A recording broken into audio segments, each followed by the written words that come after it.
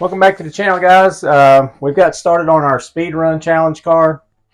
I didn't film some of this where we got right now, but I do have some time lapse of it. Not going to film every step of building this one either, because there's hundreds of videos of this car. It's been out for years.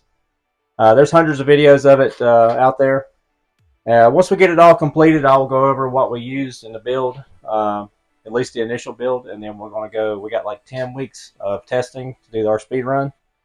But my buddy Eric showed up last night. His bearing set come in, so we got the bearings in it, so that let us start building. And just a few short hours, we got this much done. We still got to finish the front suspension and then put our shocks on. I got racing shocks. May have to make some adjustments to how they're going to mount, because we're going to get the car low. Yeah, there we are so far. I'll jump back in every so often when we get something done. But here's some more time lapse as we get it rolling, and then once we're rolling, we'll put the body on it.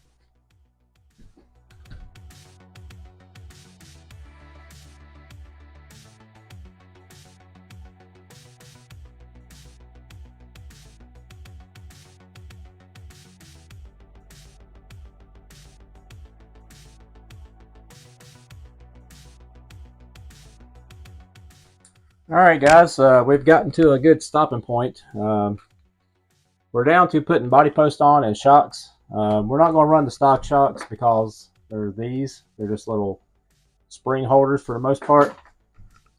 We do have a set of Racing 50 millimeter adjustable oil field shocks. And so far with the class we're running, if we're going to run the brushless class, the class 2, everything kind of has to be off the shelf parts. So we're limited on any kind of custom one-off like shock towers, suspension parts, aero stuff. I think we can run a wing, but it has to be a readily available off-the-shelf part. So we may test without a wing, maybe just a little Lexan spoiler, because anybody can get a sheet of Lexan. And but we'll talk about that once we get it running. First things first, these shocks are pretty cool. They're already built. I've got a set on my TTO2, well, actually on both of my TTO2s. I got it on my race car that's up there that you can't see, and the beach truck. And the only thing I don't like about them, it seems like all the springs are heavy. It comes with some optional springs, but they all seem pretty stiff. I don't know if there's a chart. There is a chart in here, maybe. It tells you what color.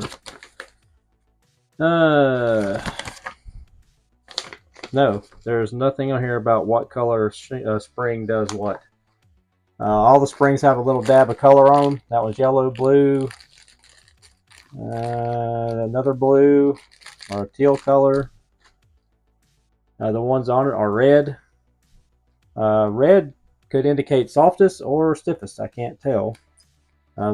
They do not have any oil in them, so you do have to put oil in them and bleed them. So we'll get on that.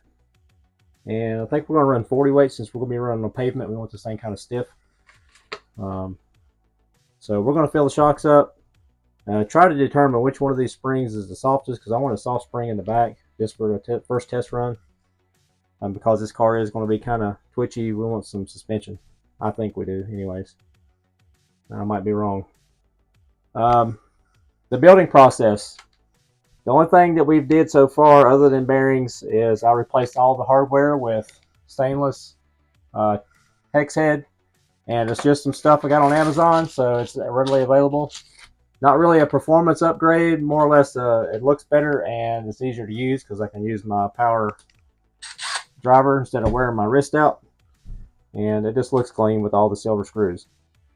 But we put ceramic bearings in it, and we put a Kimbrough servo saver on it to eliminate the factory servo saver that seems pretty sloppy from what I've seen. And I've locked the front diff, and I did that hillbilly style. We filled it with 2-part epoxy, and we locked the diff up. Just be careful doing that, because if you get it in the holes where the outdrives go, you'll have a problem. But I'm going to start with a lock diff in the front. My theory is pulling the car straight. sounds good to me. I know a lock diff in the rear, the car could get squirrely. These are not sealed diffs. I don't know if you could seal them with maybe a little RTV or something and put some fluid in them. I just put heavy grease in the rear and we locked the front. So that's our first modification. That is nothing custom. We just glued gears together. So yeah, let me get these shocks built and then we'll start mocking these up. We'll come back once we got those on. Pretty simple installation. One there. So nothing exciting to see there. And we'll have this thing rolling and then we'll debut our body. Alright guys, we have a roller with shocks. On these shocks, they come with a variety of pistons. They come with they're built with a 4-hole in them, and I've never liked a 4-hole piston. It just lets too much oil go through. So we swapped it out for the 3-hole. Be careful, there's no extra E-clips, and the piston's held together with an E-clip. It does come with a variety of attachments to put the shocks on. You got a ball stud, you got a ball sleeve, and then you have just a short stubby ball that you could put a set screw through. We used the ball studs on top and the sleeves on the bottom. I didn't even pay any attention on the instructions whether or not we were supposed to put a spacer on the rear, but it made sense because the shock lays further back if you don't. So we put that little, it looks like about a 4 or 5 millimeter spacer that we found on the parts tree. I didn't even look on the instructions if that was a thing. Is it a thing? There's putting the front shocks on. Where's the rear shocks? I don't think. Yes, it does tell you to put that spacer in there. A10. So my guesstimation was correct, even though I didn't read the instructions. But yeah, the shocks feel really good. We put 40 weight Traxxas oil in them with 3-hole piston. The springs, I measure all the wire diameter. Sometimes like on a pan car, the front springs, you can measure the wire diameter to get your size, like 10, 20, 30 thousandths. All these matched. All the diameters matched, but there was red, green, and yellow. Red was on it, and honestly, I think red is the softest just by physically feeling it. I don't have a little dyno, a spring dyno. They used to make those. So we went in the middle of the road and put the yellows on there, and they feel really good so far, but there's no weight on the car, so we don't know yet. We may have to go up. That's with no preload whatsoever. These are 50 millimeter shocks, if I didn't say at the beginning. Yeah, it's BBG 0050 BK. Yeah, racing shocks. But yeah, they went together really easy. They bled relatively easy, like any other shock. I did take them all the way apart. I didn't take the seals out, but I did take the shafts out, and I did lube those up before we put them back in because they were dry. And so we swapped out the 4-hole piston that was in them and went with the 3-hole, and they feel really good so far. So next step is we're going to go with our wheels and tires. The ones I thought about doing a test run with stock wheels and tires. There's no foam in here, and I don't think there's foam came with the car, but I think it's more or less for the electronics. It didn't come with foam for the tires, and it doesn't show you putting it, it just shows you gluing them. I don't know if I'm going to waste my time gluing these together because we need to build the body or mock the body up with the tires we're going to run. And we got the 64, 65 millimeter contacts. Relatively inexpensive foam tire. Just be careful, they do make a bigger one. They make a 69 millimeter, and that's not legal for this competition. So we got the legit tires. I do have a tire trailer. If we needed to cut them down, we can, but we're within legal limits right now. And bigger is going to be better for top speed because of just a simple gear ratio situation. So the other thing left is electronics, like motor. I'm going to the hobby shop this week to pick up pinion gears. We don't have any. We are going to upgrade to CVDs. The problem is everything's in Hong Kong or China, and we're having to wait. even a lot of the Amazon pages, our local hobby shop, they're coming from China or Hong Kong. So we got Anderson to order a set from direct from Hong Kong. So we should have those hopefully before the competition starts. But we will run it with the stock ones, although I have seen some break already in somebody's testing video. So we got the GPM steel ones. We didn't get the Yeah Racing aluminum. I didn't think the aluminum would be much better than what we have as far as durability goes. But yeah, let me throw these tires on, put the body post on. They're going to cut down quite a bit. I may do an old pan car trick with the body. We may screw it to the car and not run body pins. But that might make it more of a pain in the butt out in the field trying to do the speed run, because we got to put our GPS. We went and picked one of those up at Anderson the other day, so we got to charge that up and give that a test whirl and figure out how that works. It seems pretty simple from what I've seen. But yeah, let me throw some tires on and body post, and we'll bring the body out. All right, guys, we got her all rolling, and we got the body post on, and we went ahead and threw a receiver in it. I got the wires tucked in. It's got two little indentions for your speed controller and your receiver, or your electronics, however you want to do it.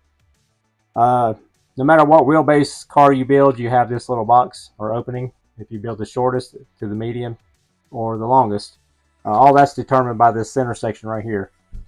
The Beetle is the longest of the three, which is going to help us with speed run. And here's our body. It's not painted yet. I was going to try to do a live, not really live, but try to film it on location at Anderson RC. I don't know if that's going to happen or not, just at least not this week, because we're getting ready to go on a family vacation. And this is my only weekend that's available. So that's up in the air whether or not we'll get this painted before the competition, or at least before it starts. Yeah, I want to get it painted in-house. I thought that would be a cool little thing to do, since they did donate everything for the car for the most part, and they're really backing us on this. But I got option 2. If we don't get it painted this weekend, what we'll do is we have this body. This is what we're going to race. We're going to build them both. But this is well within the rules. This is an M chassis Tamiya. I think it's going to be a little slicker body. It is the same wheelbase as the Bug. It's 239 millimeters. There's no holes in it. I thought about doing the old pan car trick and putting set screws to hold the body on. But I got to thinking about it. We're going to be in the field, and I'm going to have a speed checker inside the car. And every time I turn the car on and set the speed checker, I'll have to take the body off. So it's going to be a pain in the butt to screw the body on. So I think we're just going to go traditional body post with body pins. As much as I hate it, at least on this situation, it'll make things a lot easier while we're out in the field doing the speed run. The car could stand to be quite a bit lower. We got room to go, but the problem is if we go custom making anything, we're going to be outside the rules, and we'll have to go into open class. We have not committed yet to what class we're going to run, but we do not have the finances or the means to run open, because open is going to get pretty crazy. It needs a little bit taller shock tower. I don't know if there's one available, readily available. If we could get a shock tower about 6 millimeters taller, that would get us a little closer to the ground and still have suspension travel. I don't want to put limiters in the shocks if I don't have to. I don't like doing that because it does kind of stiffens everything up. I'd rather have the adjustability in the shock still, because putting a 6 mil spacer in there is going to put basically 6 millimeters of tension on the rear springs, or on all the springs. So I'm going to look around and see if there is a shock tower available that has optional holes. That the factory has no settings; it's just one and done. And the front, there's no shock tower at all. It just screws right into the front bulkhead of the chassis. But we're going to get the Tamiya on there, see how she looks, see if I can get it low enough with these full-size touring car tires. It would look so much better if we could run the M tires. We could really slam it down on them, but this would be a major disadvantage on speed. If we were going for style points, we'd run the smaller M wheels. And yeah, the only thing left now is put the electronics as far as the speed controller in. We got a receiver, servo. We're going to run the Sidewinder 3 5700 censored system. The reason why I went with 5700 because I want to run 3-cell, and 3-cell in a 7700 will probably melt the motor down.